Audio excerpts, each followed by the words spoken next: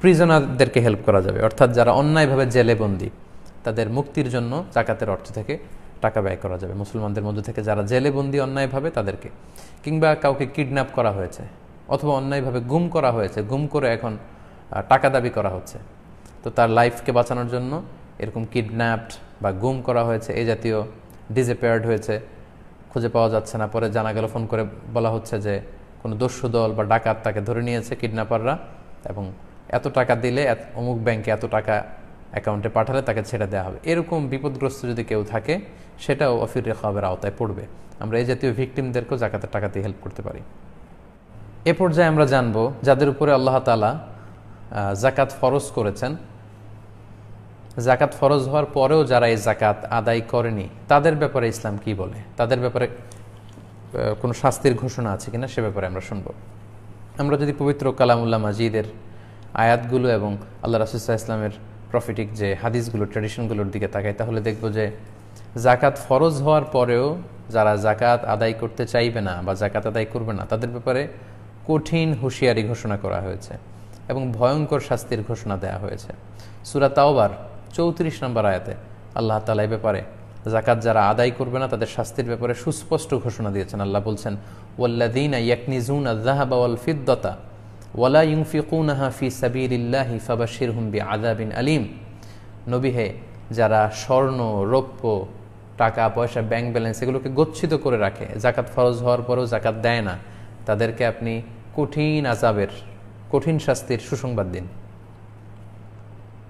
শাস্তির আসলে সুসংবাদ হয় না, শাস্তির হয় দুঃসংবাদ, কিন্তু এখানে সুসংবাদ বলে আল্লাহ তাআলা শাস্তিটা যে খুব ভয়ঙ্কর হবে এবং যারা আদায় করলো না তারা যে অনেক বড় পাপ কাজ করলো এই বিষয়টা বোঝানোর জন্য বললেন তাদেরকে সুসংবাদ দেন যে এমন কঠিন শাস্তি দেয়া হবে যেটা তারা কল্পনাও করতে পারবে না। ইয়াউমা ইউহমা আলাইহা ফি নারি জাহান্নাম ফাতুকুয়া বিহা জিবাহুহুম ওয়া জুনুবুহুম ওয়া যুহুরুহুম হাযা মা কানাসতুম লিআনফুসিকুম ফাযুকু মা কুনতুম তাকনিজুন। তারপরের আয়াতেই সূরা তাওবার 35 নম্বর আয়াতে আল্লাহ বললেন, সেদিন যে সম্পদগুলো তারা জমিয়ে রেখেছিল এগুলোকে আগুনে পোড়ানো হবে, আগুনে পুড়িয়ে এগুলো দিয়ে যারা জাকাত দেয়নি তাদের কপালে দগ্ধ করা হবে, তাদের পাজরে দুই পাশে দগ্ধ করা হবে, তাদের পিঠে ছেঁকা দেওয়া হবে। এই সম্পদগুলোকে বিশাল লোহার খুন্তি বানিয়ে কপালে, পাজরে, পিঠে তাদেরকে ছেঁকা দেওয়া হবে, আর তাদেরকে বলা হবে, হাযা মা কানাসতুম লিআনফুসিকুম, এই তো তোমাদের সম্পদগুলো যেগুলো তোমরা নিজেদের জন্য গচ্ছিত রেখেছিলে, ফাযুকু মা কুনতুম তাকনিজুন, এখন যেগুলো জমা করে রেখেছিলে এগুলো স্বাদ, যেহেতু খাওয়ার জন্যই তোমরা রেখেছিলে, আজকে এগুলো স্বাদ তোমরা খাও, এগুলো তোমরা ভক্ষণ করো। এভাবে ভয়ঙ্কর শাস্তি কিন্তু যারা জাকাত দেয়নি তাদেরকে দেয়া হবে। সূরা আলে ইমরানের মধ্যে আল্লাহ তাআলা বলছেন, সাইয়ুতাওয়াকুনা মা বাখিলু বিহি ইয়াউমাল কিয়ামাহ, যারা জাকাত দেওয়ার ক্ষেত্রে গরিমসি করেছে, কৃপণতা করেছে, ওই জাকাতের সম্পদগুলোকে লোহার বেড়ি বানিয়ে তাদের গলায় পড়া হবে ইয়াউমাল কিয়ামা, এবং সেই লোহার বেড়ি কিয়ামতের মাঠেই তার গলার মধ্যে পরিয়ে তাকে টানা হেঁচড়া করা হবে। সম্মানিত দিনী ভাই এবং বোনেরা, পৃথিবীতে যত পাপ আমরা করব এই সকল পাপের শাস্তি কিন্তু দেয়া হবে জাহান্নামে ঢুকিয়ে। এই পৃথিবীতে যে সমস্ত পাপ করা হয়েছে এই পাপের জন্য আগে কিয়ামতের ময়দানে বিচার হবে, বিচার শেষে জাহান্নামে ঢুকিয়ে শাস্তি দেয়া হবে। কিন্তু মানিউজ যাকাত, যে জাকাত দিতে চায় না, জাকাত ফরজ হওয়ার পরেও যে জাকাত দেয় না, তার শাস্তি কিন্তু হাসরের মাঠেই হবে। আল্লাহ বলছেন, সাইয়ুতাওয়াকুনা মা বাখিলু বিহি ইয়াউমাল কিয়ামা, যে ব্যাপারে তারা কৃপণতা করবে জাকাত দেওয়ার ব্যাপারে, তাদেরকে এই জাকাতের সম্পদগুলোকে লোহার বেড়ি বানিয়ে তাদের গলায় পরা হবে ইয়াউমাল কিয়ামা, in the day of judgment, in the resurrection day, কিয়ামতের দিনই তাকে গলায় বেড়ি পড়ানো হবে। লক্ষ মানুষের সামনে গলায় বেড়ি পড়িয়ে আল্লাহ তাকে অপমান করবেন। আচ্ছা, একটু খেয়াল করে ভাবুন তো, যে লোকটাকে জাকাত না দেওয়ার কারণে লক্ষ মানুষের সামনে লোহার বেড়ি পড়িয়ে টানা হেঁচড়া করে অপমান করা হবে, তাহলে এই লোকটার নামাজ কি কাজে লাগলো, তার রোজা কি কাজে লাগলো, তার হজ কি কাজে লাগলো, উনি যে তাহাজ্জুদের সালাত আদায় করতেন রাতে উঠে, তা এই তাহাজ্জুদ তার কি কাজে লাগলো? যদি এই জাকাত আদায় না করার কারণে কিয়ামতের ময়দানে লক্ষ মানুষের সামনে তাকে এইভাবে অপমানিত হতে হয়, ইনসাল্টেড হতে হয়, তাহলে তার নামাজ, রোজা, তার হজ, তার তাহাজ্জুদ, তার জিকির কোনো কাজেই তো লাগলো না। সে তো সবার সামনে মানে অপদস্থ এবং অপমানিত হয়ে ছাড়লো। তাই সম্মানিত সুধী, যাদেরকে আল্লাহ তাআলা আমাদেরকে বিত্তশালী করেছেন, আমরা যেন এই শাস্তির ভয়ে আল্লাহর রাস্তায় এই জাকাতগুলো দিয়ে দেই। পাশাপাশি সহিহ বুখারীতে এসেছে যে যারা সম্পদকে গচ্ছিত করে রাখবে, জাকাত দিবে না, এই পুরো সম্পদগুলোকে কিয়ামতের ময়দানে সুজা আন আখরা, টেকো সাপ, ভেনোমাস সাপ, বোল্ড হেডেড, যেই সাপের মাথায় কোনো চুল থাকবে না। সাপ যখন ছোবল ধরে, সাপের মাথায়ও কিছু পশম থাকে, কিন্তু যেই সাপগুলো খুব বেশি ভেনোমাস, খুবই বিষাক্ত, বিষের তীব্রতায় ওই সাপের মাথায় কোনো পশম বা চুল থাকে না। আল্লাহর হাবিব সাল্লাল্লাহু আলাইহি ওয়াসাল্লাম বললেন, তোমরা যারা সম্পদ গচ্ছিত রেখেছিলে এগুলোকে কিয়ামতের ময়দানে সেই বিষাক্ত সাপের রূপ দেওয়া হবে। যারা যাকাত আদায় করেনি তাদের পা থেকে পেঁচাতে পেঁচাতে সারা শরীরে ওই সাপ পেঁচিয়ে তাদের দুই চোয়ালে, মুখের দুই পাশে এসে ছোবল মারতে থাকবে আর বলতে থাকবে, আনা মালুক আনা কানজুক, আমি তোমার সম্পদ, আমি তোমার গচ্ছিত ধন সম্পত্তি, আমাকে ভোগ করার জন্য রেখে দিয়েছিলে, আজকে আমাকে ভোগ করো, আজকে আমাকে খাও। এভাবে যারা জাকাত ফরজ হওয়ার পরেও জাকাত আদায় করবে না তাদেরকে কিয়ামতের ময়দানে আল্লাহ তাআলা শাস্তির ব্যবস্থা করবেন। আমরা এই পৃথিবীতেও যদি একটু খেয়াল করি তাহলে কারুনের ঘটনাকে আমরা ঐতিহাসিকভাবে এখানে উপস্থাপনা করতে পারি। কারুন ছিল বনি ইসরায়েলের সবচাইতে ধনাঢ্য ব্যক্তিদের একজন, এবং তিনি ছিলেন সম্পর্কের দিক থেকে মুসা আলাইহিস সালামের কাজিন, চাচাতো ভাই। তো মুসা আলাইহিস সালাম কারুনকে অনেকবার জাকাতের আদেশ করেছে যে, কারণ তুমি, আল্লাহ তাআলা এই সম্পদ তোমাকে দিয়েছে, তুমি জাকাত দাও। কিন্তু কারুন অস্বীকার করে বলল, ইন্নামা উতীতুহু আলা ইলমিন ইনদি, আমি আমার বুদ্ধি, বিবেচনা, জ্ঞান আর ইন্টেলেক্টকে কাজে লাগিয়ে এই সম্পদ উপার্জন করেছি, আমি কোনো জাকাত টাকাতে এগুলো কিছু দিব না। মুসা আলাইহিস সালাম বারবার রিমাইন্ডার দেওয়ার পরেও যখন সে শুনেনি, তখন মুসা আলাইহিস সালাম কারণকে বলল, তাহলে তুমি আল্লাহর পক্ষ থেকে আযাবের অপেক্ষায় থাকো। ঠিকই আল্লাহ তাআলা আযাব পাঠালেন। আল্লাহ বলেন, ফাখাসাফনা বিহি ওয়া বিদারিহিল আরদ, সূরা কাসাস আজও সাক্ষী। আল্লাহ বলছেন, ফাখাসাফনা বিহি ওয়া বিদারিহিল আরদ ওয়া মা কানা লাহু মিন ফিআতি ইয়ানসুরুনাহু মিন দুনিল্লাহ ওয়া মা কানা মিনাল মুনতাসিরিন। আমি কারুনকে তার সমুদয় সম্পদ সহ জামিনে দাবিয়ে দিলাম। এবং সহিহ বুখারীতে এসেছে যে কারুন তার সব সম্পদ সহ প্রতিদিন 1 বিঘত করে আন্ডারগ্রাউন্ডে যেতেই থাকবে up to the day of judgement, কিয়ামত পর্যন্ত সে নিচের দিকে যেতেই থাকবে। এবং আমি স্বচক্ষে এই কারণের এই ধ্বংসাবশেষ, এই জায়গায়, ভয়ঙ্কর জায়গায়, এই লোকেশন আমি দেখে এসেছি। মিশরের রাজধানী কায়রো থেকে প্রায় 100 মাইল দূরে আল ফাইয়ুম নামে একটি জেলা আছে মিশরের, সে জেলাতে কিন্তু কারণের এই ধ্বংসাবশেষ গোটা বিশ্বের যত ধনী ব্যক্তিরা আছে, বিত্তশালী যারা জাকাত আদায় করছে না, তাদের জন্য ইতিহাসের সাক্ষী হয়ে কিন্তু ঠায় দাঁড়িয়ে আছে ওই জায়গায়। তাই এগুলো যদি আমরা খেয়াল করি তাহলে দেখব যে কতটা ভয়ঙ্কর শাস্তির ঘোষণা আল্লাহ তাআলা দুনিয়াতেও তো কারণের শাস্তির মাধ্যমে আমাদেরকে চাক্ষুষ দেখালেন, পাশাপাশি আখিরাতে এই ভয়ঙ্কর শাস্তিগুলো কিন্তু আল্লাহ তাআলা আমাদের জন্য জমা রেখেছেন। সম্মানিত সুধী, আলোচনা করতে করতে আমরা একেবারে শেষ পর্যায়ে চলে এসেছি। আমি বলেছিলাম যে আজকে আমরা 5টি বিষয় নিয়ে কথা বলবো। আমরা জাকাত আদায় না করলে কি শাস্তি, সেটিও জেনে ফেললাম। এ পর্যায়ে আমরা জানার চেষ্টা করব জাকাত আদায়ের খাতসমূহ।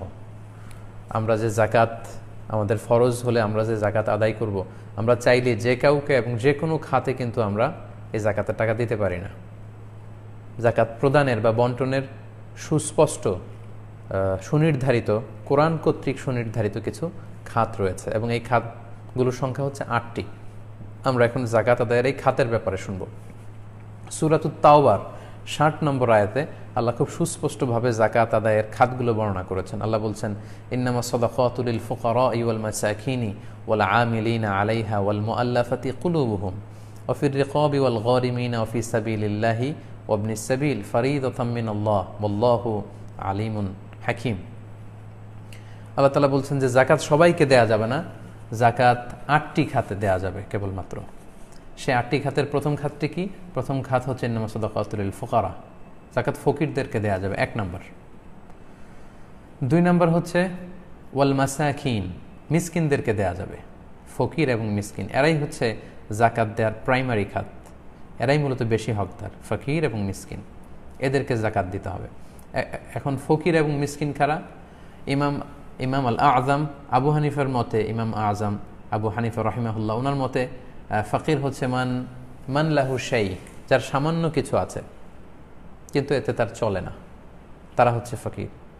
আর মিসকিন হচ্ছে মান লাইসা লাহু শাই, যার কিছুই নাই, একেবারে নিঃস্ব, কোনো কিছুই নাই। তাহলে এই ফকির এবং মিসকিন তাদেরকে আমরা জাকাত দিতে পারবো। তাহলে আমরা ইমাম আল আযম আবু হানিফা রাহিমাহুল্লাহর ভাষ্য অনুযায়ী জানতে পারলাম ফকির হচ্ছে মান লাহু শাই, যার সামান্য কিছু আছে কিন্তু এটা দিয়ে তার চলে না, তার যে বেসিক নিডস এগুলো কিন্তু সে ফুলফিল করতে পারে না, যেমন তার অন্ন, বস্ত্র, বাসস্থান, চিকিৎসা, শিক্ষা, এই যে বেসিক নিডস আছে একজন মানুষের অ্যাজ এ হিউম্যান বিং, এগুলো আমাদের বেসিক নিডস। তো ফকির হচ্ছে যার সামান্য কিছু আছে কিন্তু তার খাবারের টাকা পুরোপুরি হয় না, তার থাকার মতো ভালো কোনো ঘর নেই, তার চিকিৎসার জন্য টাকা নেই, তার গায়ে দেওয়ার মতো ভালো জামা নেই, কিংবা তার ছেলে মেয়ে পড়াশোনা করবে সেজন্য তার পর্যাপ্ত টাকা পয়সা নেই, এই জাতীয় লোক তারা হচ্ছে ফকির। সামান্য কিছু আছে কিন্তু তার চলে না, তাদেরকে আমরা জাকাত দিতে পারবো। 2 নম্বর হচ্ছে মিসকিন, যার কিছুই নেই, একেবারে নিঃস্ব। রাস্তায় আমরা দেখি ভব ঘুরে মানুষের কাছে চেয়ে বেড়ায়, ঘর নেই, বাড়ি নেই, কিচ্ছু নেই, ছন্ন ছাড়া, সুবিধাবঞ্চিত মানুষ, পথ শিশু, এরা হচ্ছে মিসকিন, এদেরকে আমরা দিতে পারবো। 3 নম্বর হচ্ছে ওয়াল আমিলিন, ওয়াল আমিলিনা আলাইহা। আমিলিন মানে হচ্ছে যারা জাকাত ম্যানেজমেন্ট সেন্টারে জব করবে, অর্থাৎ জাকাত উত্তোলনের জন্য, যেহেতু ইসলামী সিস্টেম হচ্ছে যে রাষ্ট্রীয়ভাবে মুসলিম দেশে জাকাত কালেক্ট করা হবে এবং ডিস্ট্রিবিউশন করা হবে, তো এই কালেকশনের কাজে যারা কালেক্টর থাকবে, যারা সুপারভাইজার থাকবে, যারা এই জাকাত ম্যানেজমেন্টের এই কর্মকাণ্ডের যারা স্টাফ থাকবে, তাদেরকে আল্লাহ তাআলা জাকাতের অর্থ থেকে তাদেরকে স্যালারি দেওয়ার অনুমতি দিয়েছেন। যদিও তারা ধনী হয়ে থাকে, যদিও তারা ব্যক্তিগতভাবে ধনী হয়ে থাকে, কিন্তু জাকাত উত্তোলন, জাকাত বিতরণ, এই সমস্ত কাজে যে সমস্ত স্টাফ বা কর্মীরা নিয়োজিত, তাদের স্যালারিটা জাকাতের অর্থ থেকে দেয়া যাবে। 4 নম্বর হচ্ছে ওয়াল মুআল্লাফাতু কুলুবুহুম, ওয়াল মুআল্লাফাতু কুলুবুহুম, বিধর্মী নন মুসলিম যারা, তাদের চিত্ত আকর্ষণের জন্য, ইসলামের প্রতি তাদের মন একটু ঝুঁকে যাবে, তাদের চিত্ত আকর্ষণের জন্য বা ইসলামের প্রতি তাদের হৃদয়ে ভালোবাসা জাগবে, এজন্য জাকাতের অর্থ থেকে তাদেরকে দেয়া যাবে। তো এই মুআল্লাফাতু কুলুবুহুম, এই বিধানটা আসলে, এই হুকুমটা এখন আর বলবৎ নেই, কারণ এটা আল্লাহ রাসূল সাল্লাল্লাহু আলাইহি ওয়াসাল্লামের সময়কালের জন্য ছিল। তখন মুসলমানদের কিছুটা দুর্দশাগ্রস্ত সময় ছিল, তাই অমুসলিমদের মধ্য থেকে কাউকে যদি জাকাতের টাকা দিয়ে ইসলামের প্রতি আকৃষ্ট করা যায়, এজন্য আল্লাহ তাআলা এই বিধানটি দিয়েছেন। কিন্তু পরবর্তীতে যখন ইসলামকে আল্লাহ তাআলা সম্মানিত করেছেন, আযাল্লাহু তাআলা বিনিআমাতিহি আল ইসলাম, তখন কিন্তু এই বিধানটি আর বলবৎ নেই। তাই মেজরিটি স্কলারদের মতে, জুমহুরুল ফুকাহাদের মতে, মুআল্লাফাতু কুলুবুহুম এই বিধানটি আর এখন বলবৎ নেই। কোনো নন মুসলিমকে সাধারণত জাকাতের টাকা দেওয়া যায় না। মেজরিটি ফুকাহাদের এটাই মতামত যে জাকাতের টাকা অমুসলিমদেরকে দেওয়া যাবে না। সেক্ষেত্রে আপনি অমুসলিমদেরকে নর্মাল চ্যারিটি করতে পারেন, নর্মাল ডোনেশন, আপনার যে নফল দান, নফল সাদাকা, এমনি দান, এগুলো থেকে আপনি অমুসলিমদেরকে অবশ্যই দান করবেন, কিন্তু জাকাতের টাকা এটা অমুসলিমদেরকে দেওয়া যায় না। কারণ হাদিসে এসেছে তুখযু মিন আগনিয়াইহিম ওয়া তুরাদ্দু আলা ফুকারাইহিম, এটা মুসলমানদের ধনীদের থেকে এটাকে উত্তোলন করতে হয় এবং মুসলমানদের মধ্যে থেকে যারা গরিব তাদের মধ্যে, এটা অমুসলিমদেরকে দেওয়া যায় না। 5 নম্বর হচ্ছে অফির রেকব। রেকব মানে দাস মুক্তির কারণে, একজন দাসকে মুক্ত করবার জন্য আপনি জাকাতের টাকা দিয়ে তাকে হেল্প করতে পারেন। তো সেক্ষেত্রে এই বিধানটি কিন্তু এখন নেই বা এখন প্রচলনে নেই, দাস মুক্তির বিষয়টি। এটি আল্লাহ রাসূল সাল্লাল্লাহু আলাইহি ওয়াসাল্লামের সময়কালে ছিল, সাহাবাদের সময় ছিল, এখন এটির প্রচলন নেই। আবার যখন ইমাম মাহদি আলাইহি রাহমা উনি যখন আসবেন, ঈসা আলাইহিস সালাম যখন আসবেন, আবার সেই যুদ্ধ বিগ্রহের সময়কালে আবার সেই দাসের প্রথাটি আসবে। তো দাস মুক্তির ক্ষেত্রে জাকাতের টাকা দিয়ে হেল্প করা যাবে। এখন যেহেতু দাস মুক্তির এই বিধানটি নেই, স্কলাররা বলেছেন এক্ষেত্রে প্রিজনারদেরকে হেল্প করা যাবে, অর্থাৎ যারা অন্যায়ভাবে জেলে বন্দী, তাদের মুক্তির জন্য জাকাতের অর্থ থেকে টাকা ব্যয় করা যাবে। মুসলমানদের মধ্যে থেকে যারা জেলে বন্দী অন্যায়ভাবে, তাদেরকে, কিংবা কাউকে কিডন্যাপ করা হয়েছে অথবা অন্যায়ভাবে গুম করা হয়েছে, গুম করে এখন টাকা দাবি করা হচ্ছে, তো তার লাইফকে বাঁচানোর জন্য এরকম কিডন্যাপড বা গুম করা হয়েছে, এই জাতীয় ডিসঅ্যাপিয়ার্ড হয়েছে, খুঁজে পাওয়া যাচ্ছে না, পরে জানা গেল, ফোন করে বলা হচ্ছে যে কোনো দস্যু দল বা ডাকাত তাকে ধরে নিয়েছে কিডন্যাপাররা, এবং এত টাকা দিলে অমুক ব্যাংকে এত টাকা অ্যাকাউন্টে পাঠালে তাকে ছেড়ে দেওয়া হবে। এরকম বিপদগ্রস্ত যদি কেউ থাকে, সেটাও অফির রেকাবের আওতায় পড়বে। আমরা এই জাতীয় ভিকটিমদেরকেও জাকাতের টাকা দিয়ে হেল্প করতে পারি।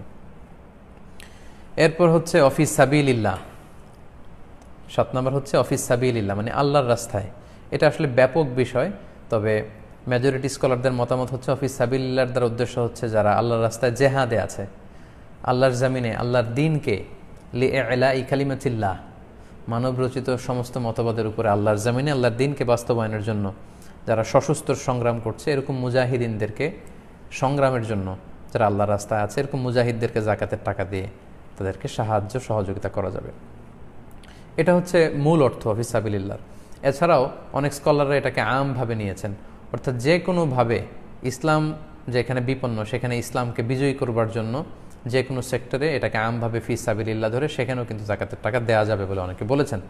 এবং বিশেষ করে আমাদের বাংলাদেশে যে সমস্ত কওমি মাদ্রাসাগুলো আছে বা অনেক আলিয়া মাদ্রাসা কিংবা অনেক হেফজখানা যেখানে অনেক ছাত্ররা এতিম ছাত্ররা পড়ে, তো তারাও কিন্তু ফি সাবিলিল্লাহ আল্লাহর রাস্তায় তারা তাদের জীবনকে ডেডিকেট করছে। তাদের অনেকের হয়তো আর্থিক সঙ্গতি নেই পড়াশোনা করবার জন্য, তো তাদেরকেও কিন্তু ফি সাবিলিল্লাহর খাতে আপনি জাকাতের টাকা দিতে পারবেন। সেক্ষেত্রে সরাসরি কোনো মাদ্রাসায় জাকাতের টাকা দেওয়া যায় না, বরং মাদ্রাসার যদি লিল্লা বোর্ডিং থাকে বা সেখানে যদি জাকাত ফান্ড থাকে সেখানে আপনি দিতে পারবেন। এর কারণ হচ্ছে জাকাত কোনো ব্যক্তিকে মালিক বানিয়ে দিতে হয়, সরাসরি মালিক বানিয়ে দিতে হয়। সেক্ষেত্রে একটা পদ্ধতির মধ্য দিয়ে দেয়া যায়, অর্থাৎ সেখানে যদি কোনো মাদ্রাসায় ফর্ম থাকে, যেই ফর্মে দুস্থ গরিব ছাত্ররা স্বাক্ষর করে এটা জানায় যে আমার পক্ষ থেকে মাদ্রাসাকে আমি জাকাতের অর্থ গ্রহণ করবার জন্য প্রতিনিধি হিসেবে সেট করলাম, সেক্ষেত্রে অন বিহাফ অফ স্টুডেন্ট ছাত্রদের পক্ষ থেকে মাদ্রাসায় জাকাতের টাকাগুলো কালেক্ট করতে পারবে। তারপর জাকাত বিতরণের 7 নম্বর খাত হচ্ছে ওয়াল গারিমিন, ঋণগ্রস্ত ব্যক্তিকে তার ঋণের দায় থেকে মুক্তি দেওয়ার জন্য জাকাতের টাকা দিয়ে তাকে হেল্প করা যাবে। তবে সেক্ষেত্রে কথা হচ্ছে যারা বেসিক নিডস, নিজের জীবন বাঁচানোর জন্য, জীবন ধারণের জন্য আমাদের যে বেসিক নিডগুলো আছে, আমাদের যে মৌলিক অধিকার, এগুলো রক্ষার জন্য যারা ঋণ করেছে, এগুলোর জন্য যারা ঋণ করে ঋণে জর্জরিত তাদেরকে জাকাতের টাকা দিয়ে আমরা হেল্প করতে পারবো। এক্ষেত্রে বিলাসিতাময় জীবনযাপনের জন্য যারা অনেক দামি গাড়ি কিনেছে, অনেক দামি বাড়ি কিনেছে এবং সেগুলোর কারণে সে ঋণগ্রস্ত, এই সমস্ত লোকদের জন্য নয়, বা ব্যাংকে যাদের হাজার কোটি টাকা ঋণ, এই সমস্ত লোকের জন্য নয়। সাধারণত বেসিক নিডগুলোকে ফুলফিল করার জন্য যারা ঋণ করে ফেলেছে এবং এই ঋণের দায় বয়ে বেড়াচ্ছে, ঋণে জর্জরিত, তাদেরকে কিন্তু আমরা জাকাতের টাকা দিয়ে সহযোগিতা করতে পারি। সর্বশেষ হচ্ছে ইবনুস সাবিল, মানে হচ্ছে পথিক বা মুসাফির। সফরে এসে কোনো লোক যদি নিঃস্ব হয়ে যায় তখন জাকাতের টাকা দিয়ে তাকে হেল্প করা যাবে। তার বাড়িতে পৌঁছার জন্য তার যতটুকু টাকা প্রয়োজন সেই টাকা দিয়ে আমরা তাকে হেল্প করতে পারবো। তার নিজ এলাকায় যদিও সে ধনী হয়ে থাকে, ব্যক্তিগতভাবে সে ধনী বা নিজ এলাকায় তার অনেক টাকা পয়সা, কিন্তু সফরে এমন এক জায়গায় এসেছে সেখানে সে নিঃস্ব, টাকা পয়সা নেই, এই লোককে হেল্প করার জন্য আমরা জাকাতের টাকা দিয়ে সহযোগিতা করতে পারি।